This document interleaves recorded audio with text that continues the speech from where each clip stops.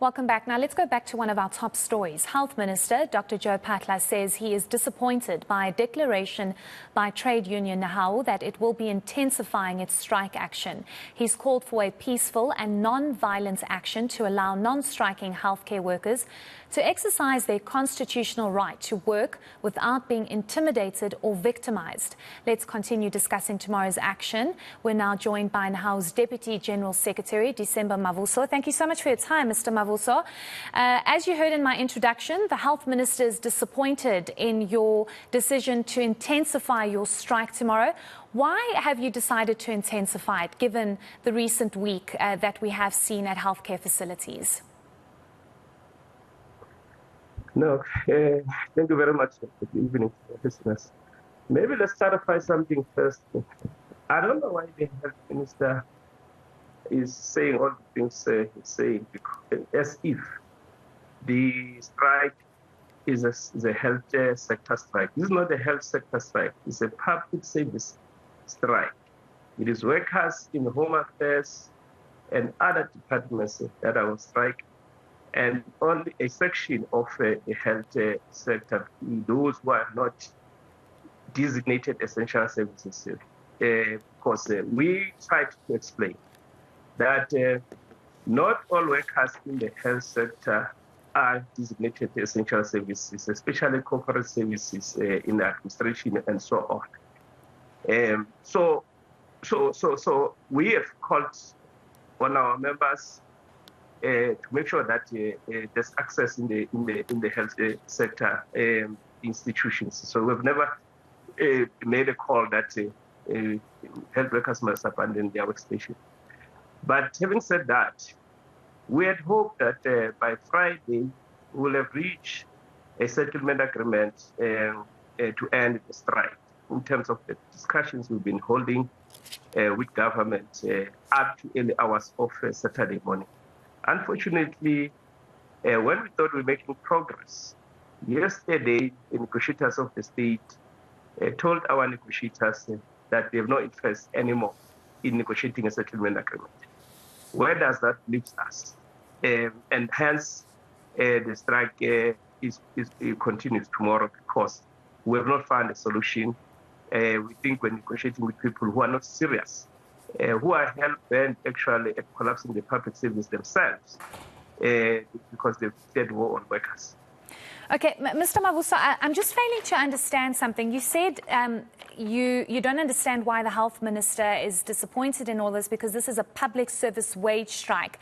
But the action and the disruptions that we have been seeing have been mostly outside healthcare facilities where people's lives are basically at risk, and the Health Minister indicating that almost 4 people have died, possibly as a result of this public strike. So just help me understand how Nehawu is seeing this, because health facilities are being impacted here in the last week and not other facilities. There are many facilities that were impacted. But the most were healthcare facilities where people are seeking healthcare. You know, people are sick and they go to hospitals for that. Yes, but the point I was trying to make is that it's not just a health sector strike. And I did try to explain that, yes, there are workers in the health sector who are allowed to strike. And those workers have been on strike.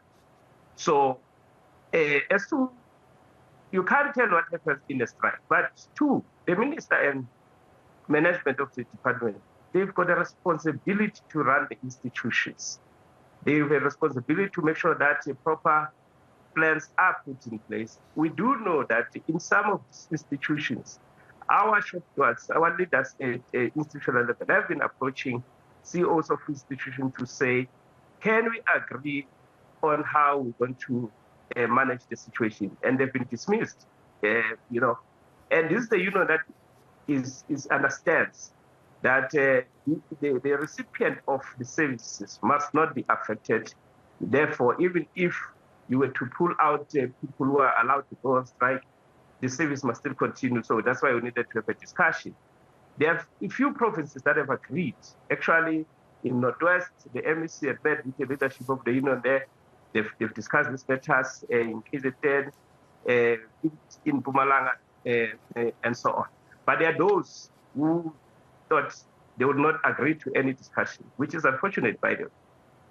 So you're saying that basically Gauteng is the province where negotiations have basically broken down between yourselves and government? In fact, in Gauteng, it was only late last week, I think on Friday, where the Premier intervened, brought together the leadership of the union in Gauteng with the very same MSC to discuss how to manage the situation. Otherwise, all along, the MSC has not been forthcoming. Okay, we just had the NEC on. I would have liked to ask her if she agrees that she has not been forthcoming. I want to ask you about tomorrow's judgments at the Labour courts. If the court rules that you cannot disrupt healthcare facilities, specifically because of how life-threatening it is, will you withdraw from blocking these entrances and protesting outside? We will not block entrances. In fact, on Friday, we met with the leadership of the union in all provinces. We communicated the fact that it's important that access be granted, be allowed to health institutions. If the judgment comes and say everybody in the health sector must not strike, definitely even those that, in our view, should be allowed to go striking, we will call them back to their workplaces. The strike will still continue in the broader public service. Okay, Mr. Mavuso, I just need to understand Nehawu's stance on this, because I'm getting a sense from you where you're saying, you're demanding what you are demanding. You've put that 10% on the table. You're not backing down from it. But do you understand the severity of what happened last week? That there were entrances of healthcare facilities that were blocked. There were people that were in desperate need of healthcare. Old people, disabled people, whoever it might have been that were in desperate need of healthcare that were denied access to certain hospitals. You have, if I'm not mistaken, it's the Sebokeng hospital that was completely shut down. Do you understand the severity of this? Well, some of the unfortunate incidents, we regret them because that was never part of the plan. That is why we took steps to communicate, including to engage leadership of those institutions. We fully understand what the impact of such incidents is, and they are unfortunate. That was not the plan, and we've sought, going forward to manage that. And as I'm saying to you, there's been discussions with various provinces, health MSCs, and management about the situation. Okay, can I ask you this question, Mr. Mavuso? There have been 4 deaths reported. Who do you think should take blame and responsibility for those deaths? Well, I would not behave like the minister just to apportion blame to somebody without any evidence. I think it is best that matter be investigated. As a union, we have no evidence that it is because of the strike, and we will not accept that. For the minister to drum that issue up as if he has got evidence, it is really unfair on the union. Okay. Just lastly, Mr. Mavuso, tomorrow you're intensifying your strike. Are you going to start as early as 6 a.m. or will you be waiting for that court judgment? What is your plan come tomorrow? Our picket lines start at 6 a.m. So the strike will start as planned, just as it proceeded last week in the picket lines. Workers will be addressed from 6 a.m.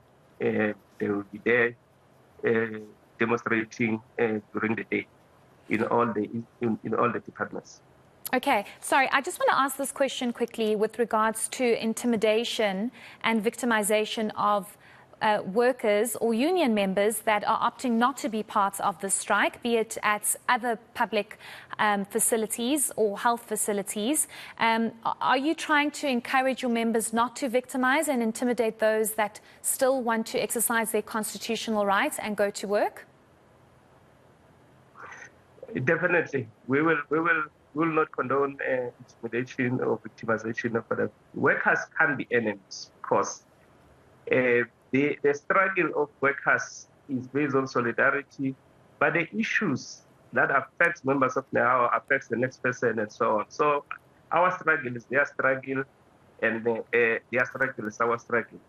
So workers shouldn't fight one another. We don't encourage that, and that's a message that the leadership of the union has been sending, continue to send. The only thing is, where there's a provocation, people don't want to talk about that. There are instances where our members are provoked. People want to run over them in the picket lines with their cars and so on. Where a bad incident in the Eastern Cape, where the provincial deputy secretary of Nehawu, when she was addressing members in the picket line, a car came and ran over her, and she nearly really died in that incident. Fortunately, she was hit in the leg, but she bleeded profusely until she was taken to hospital. So there is such incidences, but we don't talk about them. That people do provoke workers. You can't, when workers are gathering peacefully, you just decide that I'm going to disrupt them. It is wrong. Sorry, Mr. Mavuso, who is provoking workers? Well, I wouldn't know, but there are people, some will be members of the public, some will be hooligans that criminal elements that find an opportunity, to cause chaos during the strike. We know that there are people who will always do such things so that they make you look bad. Yet workers are engaged in a peaceful protest action to fight for their rights.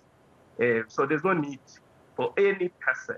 It doesn't matter how you feel when people are exercising their rights, for you to decide that you're just going to interfere with that.